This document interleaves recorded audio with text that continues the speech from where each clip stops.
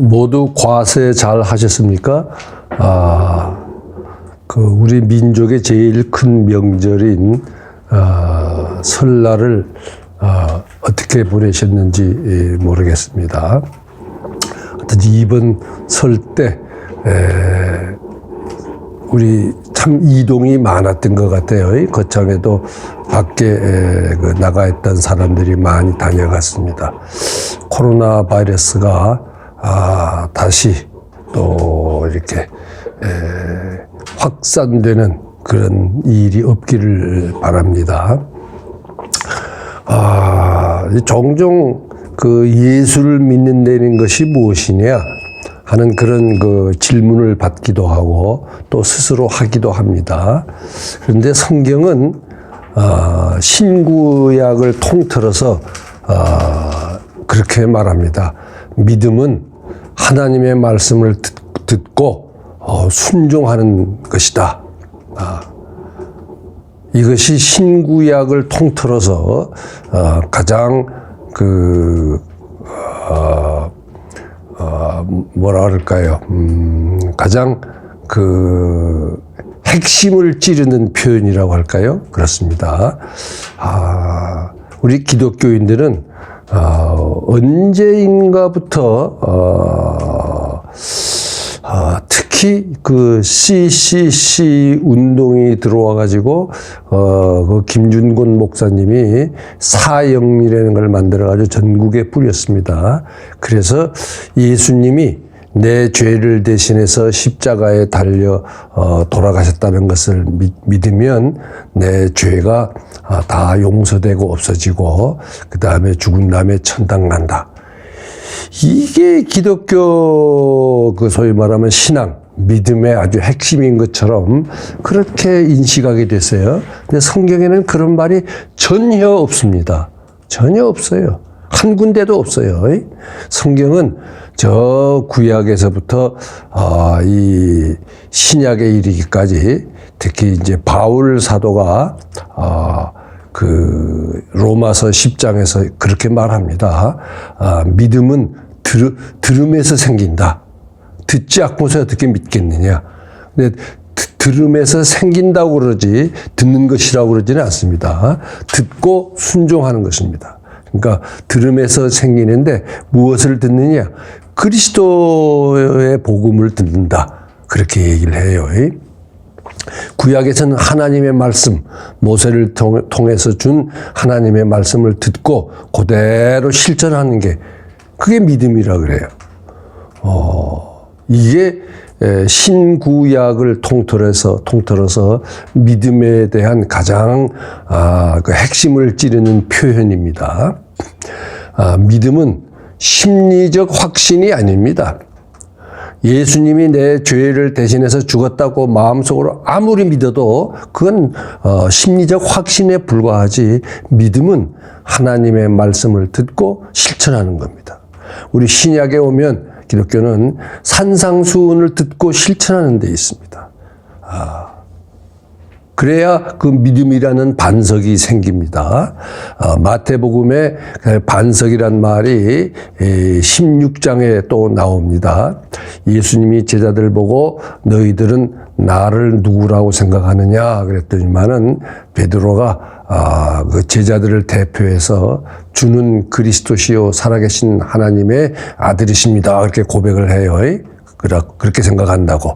그러니까 그 고백이라고 한 반석 위에 내가 이제 교회를 세우겠다. 그리고 베드로에게는 게바 반석이라고 하는 그런 이름을 줍니다. 원래 베드로의 이름은 시몬이에요. 시몬 바요나입니다. 바란 말은 누구의 아들이란 뜻이에요. 그러니까 요나의 아들 시몬이란 뜻입니다. 그런데 그 베드로란 이름, 반석이라고 하는 이름, 바위라고 하는 이름은 예수님이 그 베드로의 그 신앙 고백을 듣고 붙여준 이름입니다. 그런데 세상에 그보다 더 큰 기독교인이 더 큰 칭찬이 어디 있겠습니까? 내 주는 그리스도시요 살아계신 하나님의 아들이라고 하는 그 신앙 고백, 그 위에 내가 교회를 세우겠다 그래요. 그런 그 칭찬을 받았는데, 예수님으로부터 받을 수 있는 최고의 칭찬을 받았는데, 바로 직후에 예수님이 그래 자기가 이제 예루살렘에 올라가서 십자가에 달려 돌아가실 것을 왜 그래야 되는지 그걸 가르쳐 주었습니다. 그걸 알려줬더니만은 막 즉석에서 그냥 베드로가 선생님 무슨 말씀입니까? 안 됩니다. 선생님 죽으시면 어떡합니까? 그래요. 그러니까 사탄아 내 뒤로 물러가라 하는 우리 크리스찬이 기독자가 들을 수 있는 최대의 가장 큰 책망을 받습니다. 그리스도에게서 받을 수 있는, 예수님에게서 받을 수 있는 최고의 칭찬을 받은 바로 직후에 그리스도인으로서 받을 수 있는 최고의 그 책망을 듣습니다. 그러니까 그 고백 자체만 가지고는 그것은 어떤 심리적 확신에 불과하지 믿음이 아닙니다. 믿음은 그렇게 살아내야, 실천해야 그때 비로소 그것이 믿음이 되는 것입니다. 또 그 다음에 이 어떤 그 많은 우리 기독교인들이 특히 장로교가 그렇게 심한 것 같아요. 삼위일체설이라든지 또는 예정론이라든지 칼빈이 가르쳐준 어떤 교리가 있는데 그 칼빈 선생의 교리를 받아들이는 게 그게 믿음인지 알아요? 아닙니다. 산상수훈을 듣고 그대로 실천하면서 살아가는 것이 믿음입니다. 그래서 예수님의 그 가르침, 산상수훈에 나오는 가르침을 듣고 그대로 살 때에 그것이 반석 위에 세운 인생의 집입니다. 그래서 그 반석 위에다가 예수님께서 교회를 세우겠다고 하신 것입니다. 그러니까 우리의 그 믿음의 삶은 그 반석 위에 지어야 우리의 인생이 참 믿음의 인생이 됩니다. 모래 위에 지으면 안 돼요. 돈 위에 인생의 반석 집을 지은 사람들은 돈이 없어지면 무너집니다. 인기 위에 그 인생의 집을 지은 사람들은 그 인기가 사라지면, 인기가 떨어지면 무너져요. 어떤 권력을 쥐는데 국회의원이 되고, 뭐 장관이 되고, 그 관료 사회에서 과장이 되고, 그 다음에 무슨 군수가 되고 승진하는 그런 것에 위에 만족을 느끼고 사는 삶으로 인생의 집을 지은 사람들은 그런 그 권좌에서 물러날 때에 하면 그 집 무너집니다.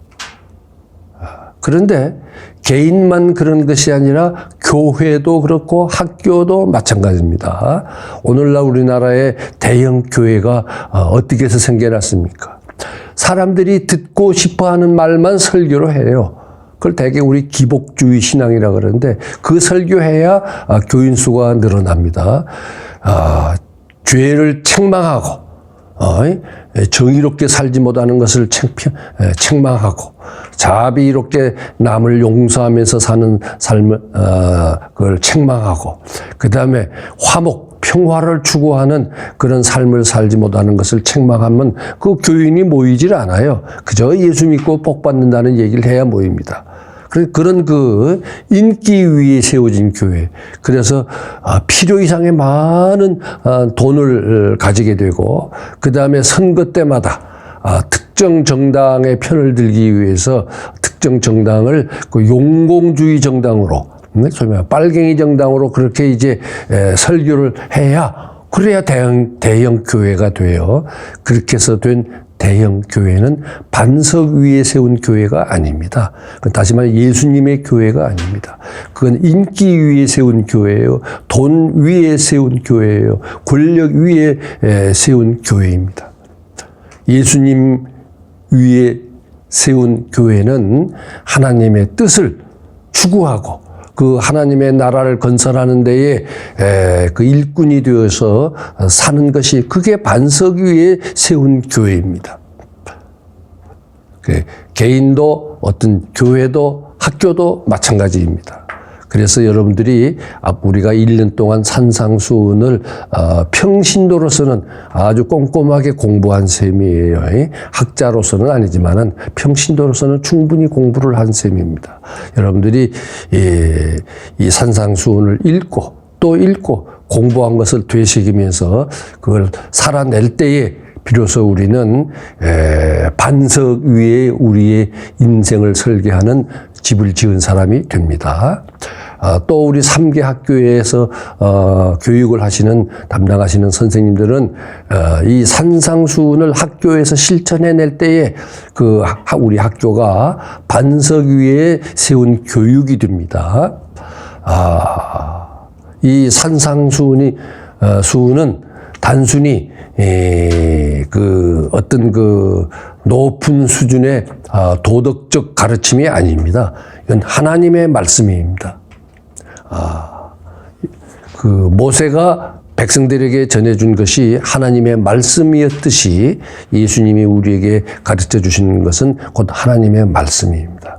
이 말씀을 듣는 데에서 믿음이 이제 출발을 해가지고 그것을 실천해낼 때에, 살아낼 때에 비로소 우리가 반석 위에 우리의 삶을 그 삶의 집을 세우는 믿음의 집을 세우는 게 됩니다. 여러분 1년 동안 부족한 저한테서 이 공부를 하느라고 고생을 하셨습니다. 고맙습니다. 저도 실천하고 여러분도 실천하는 이 산상수훈을 실천하는 그런 믿음의 생활이 우리 거국교회 모든 형제 자매님들 위해 함께하기를 진심으로 기원합니다.